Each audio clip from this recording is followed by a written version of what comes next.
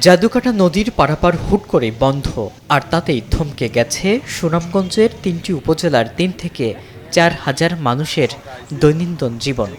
School কলেজের শিক্ষার্থী থেকে শুরু করে মুমূর্ষু রোগী সবাই আজ ঘাটে এসে আটকে পড়েছেন। জেলা শহরের সাথে যোগাযোগ এক প্রকার বিচ্ছিন্ন, কিন্তু প্রশ্ন হলো হঠাৎ কেন বন্ধ এই গুরুত্বপূর্ণ খেয়াঘাট। জানা গেছে সুনামগঞ্জের তাহিরপুরের পাঠানপাড়া মিনারচর খেয়াঘাটের মালিকানা নিয়ে তৈরি হয়েছে জোর আইনি ও প্রশাসনিক দ্বন্দ্ব।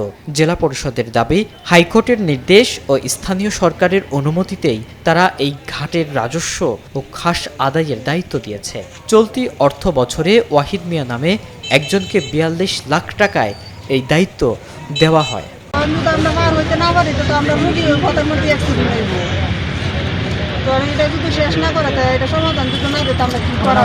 ঝামেলা করবে ও মালিক করা। এখন আমাদের যারা আছে, যারা সাধারণ যাত্রী, আমাদের কিও আমরা এখন কি করতে পারি। নৌকা একটা আসছে ঘাটে, তারা হঠাৎ করে বলি না আমরা এইভাবে আর পার করতে পারবো না। দুই দলের দ্বন্দ্ব, আমরা নৌকার কোনো নিরাপত্তা নাই। কত মুরব্বী মানুষ, কত মহিলা মানুষ, বাচ্চা কাচ্চা কি একটা বিপাকের মধ্যে আছে, আসা যাওয়ার মধ্যে কি একটা যন্ত্রণা। এমনি তো বড় নদী, বয়ের নদী, কোন সময় কি তাও ঠিক নাই। সন্ধ্যা হয়ে গেলে মানুষ কেমনি কিতা করবো, এরপর দিনের অবস্থা ভালো না। এখন আমরা তো সমস্যার মধ্যে পড়ে গেলাম, বিপদে পড়ে গেলাম। তবে বিপত্তিটা বেঁধেছে অন্য জায়গায়। অপর একটি পক্ষের দাবি, এই খেয়াঘাটের প্রকৃত মালিক জেলা পরিষদ নয়, বরং দেবোত্তর স্টেট। কালীচরণ ভোজনের দেবোত্তর স্টেট থেকে ঘাটের ইজারা নিয়েছেন বলে নিজেকে বৈধ ইজারাদার হিসেবে দাবি করছেন তারা। আর এই দুই পক্ষের টানাটানিতেই বৃহস্পতিবার সকাল থেকে পুরোপুরি বন্ধ হয়ে গেছে খেয়া পারাপার। আমি জেলা পরিষদ থেকে খেয়াঘাট আনলাম লিজ। এখানে শিশিল নামে একটা ছেলে আছে, আমার ডিস্টার্ব করতেছে। সুনামগঞ্জ থেকে কিছু লোকজন নিয়ে আসছে, আইসা পরে আমার খেয়ার যে মাঝিরে মাঝ দিতে করছে, নগদ কিছু টাকা টুকা হাতিয়ে নিয়ে গেছে।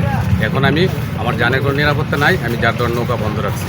জেলা পরিষদ থেকে যে দ্বারা যে কাগজটা নিয়ে আসছে, আমরা শুনেছি মনে হয় কোটি টাকার উপরে বাণিজ্য করেছে। তো এটার সাথে কারা জড়িত না জড়িত বা কে আসে না আসে, এই সব কিছু আমরা এই যে অবৈধভাবে যে যারা দখল করে আছে, আমি আমার সঠিক ঘাটের দায়িত্বটা আমি আমার দখলটা আমি ফিরিয়ে দিতে চাই। আমার সঠিকভাবে আমি ইজারাদার হিসেবে আমি পরিচালনা করবো। দেবোত্তর স্টেটের পক্ষে শিশির আহমেদ এবং জেলা পরিষদের ইজারাদার ওয়াহিদ মিয়া উভয়ই নিজেদের অবস্থানকে বৈধ দাবি করে বক্তব্য দিচ্ছেন, কিন্তু এই প্রশাসনিক ও আইনি লড়াইয়ের বলি হচ্ছেন সাধারণ মানুষ ও পর্যটকরা। দ্রুতই এই জটিলতার অবসান চান স্থানীয়রা, যেন জাদুকাটার বুকে আবার সচল হয় খেয়া, আর সচল হয় মানুষের জীবনযাত্রা।